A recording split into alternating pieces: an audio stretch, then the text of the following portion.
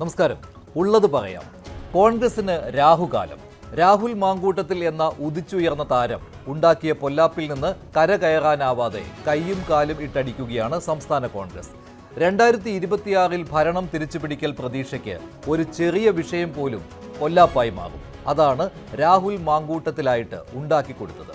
പാർട്ടിയെ വലിച്ചു കീറാൻ ആരെയും സമ്മതിക്കില്ലെന്ന് വീമ്പ് പറഞ്ഞ മാങ്കൂട്ടത്തിൽ പിന്തുടർന്നു ചെന്ന് ശല്യം ചെയ്യുന്ന സ്ത്രീ ലംബടനും വീട്ടിൽ കയറ്റാൻ കൊള്ളാത്ത പേടിക്കേണ്ടവനുമാണെന്ന ആക്ഷേപം പൊടിക്ക് പോലും തള്ളിക്കളയാൻ കോൺഗ്രസിന് കഴിഞ്ഞിട്ടില്ല. പാലക്കാട് ഉപതെരഞ്ഞെടുപ്പ്, നിലമ്പൂർ ഉപതെരഞ്ഞെടുപ്പ് വിജയങ്ങളിലൂടെ പാർട്ടിയിലെ സതീശൻ ചേരിയോടൊപ്പം നെഞ്ചു വിരിച്ചു നിന്ന നേതാവാണ് സ്ത്രീ വിഷയത്തിൽ കുടുങ്ങി മാറ്റി നിർത്തപ്പെട്ടിരിക്കുന്നത്. ഒരു മാസം മുൻപ് വെറും ആരോപണം പോലെ വന്നു പോയെങ്കിലും ഇത്തവണ മുഖമില്ലാതെ പേരില്ലാതെ സാമൂഹ്യ മാധ്യമങ്ങളിൽ ഒതുക്കി നിർത്താൻ കഴിഞ്ഞില്ല. യൂത്ത് കോൺഗ്രസ് അധ്യക്ഷ സ്ഥാനത്തേക്ക് വ്യാജ ID കാർഡ് ഉണ്ടാക്കി വന്നു എന്ന പരാതി ഉന്നയിച്ചവർ തന്നെ അവസരം വിനിയോഗിച്ചു. യുവനടിയുടെ പേര് പറയാതെയുള്ള വെളിപ്പെടുത്തലും പിന്നീട് മറ്റൊരു സ്ത്രീയുമായുള്ള ചാറ്റിങ്ങും ഫോൺ സംഭാഷണവും പാർട്ടിക്ക് ചീത്തപ്പേരായി. കോൺഗ്രസിലെ വനിതാ നേതാക്കൾക്ക് പ്രതികരിക്കാതെ മിണ്ടാതിരിക്കാൻ പറ്റാതായി. യൂത്ത് കോൺഗ്രസ് പ്രസിഡന്റ് പദവി ഉടൻ പോയി. ചർച്ചകൾക്ക് ശേഷം പാർട്ടി അംഗത്വവും. അവശേഷിച്ചത് പാലക്കാട്ടെ MLA സ്ഥാനം. ഉപതെരഞ്ഞെടുപ്പ് വന്നാൽ BJP എങ്ങാനും ജയിച്ചാലോ എന്ന ആശങ്ക മാത്രമാണ് നേതാവിൻ്റെ MLA സ്ഥാനം സംരക്ഷിച്ചത്.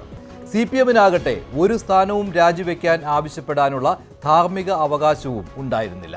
എങ്കിലും MLA പദവി കൂടി രാജിവെക്കണമെന്ന ആവശ്യം വെറുതെ ഉന്നയിച്ചുകൊണ്ടിരിക്കുന്നു. കടകംപള്ളിക്കും മുകേഷിനുമൊക്കെ എതിരെ ഇതൊക്കെ വന്നപ്പോൾ സംരക്ഷിച്ച കാര്യം സൗകര്യപൂർവ്വം മറന്നുകൊണ്ടാണിത്. ഉടൻ തന്നെ രാഹുൽ മാങ്കൂട്ടത്തിനെതിരെ നടപടിയെടുത്തു എന്നത് കോൺഗ്രസിന്റെ ധാർമ്മിക വിജയമാണ്. വേറെ രക്ഷയില്ല എന്നത് മറ്റൊരു കാര്യം.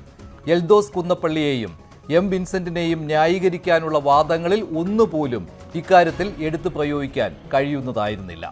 പാർട്ടിക്ക് വേണ്ടാത്ത MLA, കോൺഗ്രസ് നിയമസഭാ കക്ഷിയോഗത്തിൽ പങ്കെടുക്കാൻ അർഹതയില്ലാത്തയാൾ, അങ്ങനെ ഒരാളെ പാലക്കാടിന് മേൽ അടിച്ചേൽപ്പിക്കുന്നു എന്നതാണ് ഇപ്പോൾ കോൺഗ്രസ് നേരിടുന്ന വിമർശനം.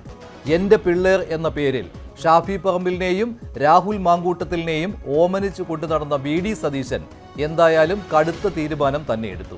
ഹൃദയവേദനയോടെയാണ് തീരുമാനം എടുത്തതെന്ന് സതീശൻ പറയുമ്പോൾ ചേർത്ത് നിർത്തിയ നേതാവിനെ കൈവിടേണ്ടി വന്നതും അയാളിൽ നിന്നുണ്ടായ വിശ്വാസവഞ്ചനയുമാവാം ഉള്ളിൽ. ഷാഫി നിഷേധിച്ചെങ്കിലും തള്ളിപ്പറയാനാവാത്ത ബന്ധമാണ് ഇരുവർക്കും. അതറിഞ്ഞാണ് DYFI അബദ്ധത്തിൽ ചാടിയതും. രാഹുലിനെതിരായ പ്രതിഷേധങ്ങളുടെ ശക്തി ചോർത്തുന്നതായി DYFIയുടെ വടകരയിലെ പ്രകടനം. നെഞ്ചുവിരിച്ച് ഷാഫി പുറത്തിറങ്ങിയതോടെ DYFIക്കാരുടെ കാറ്റുപോയി. തടയാൻ ആരോടും പറഞ്ഞിട്ടില്ലെന്ന് വിശദീകരിച്ച് DYFI തടിയു.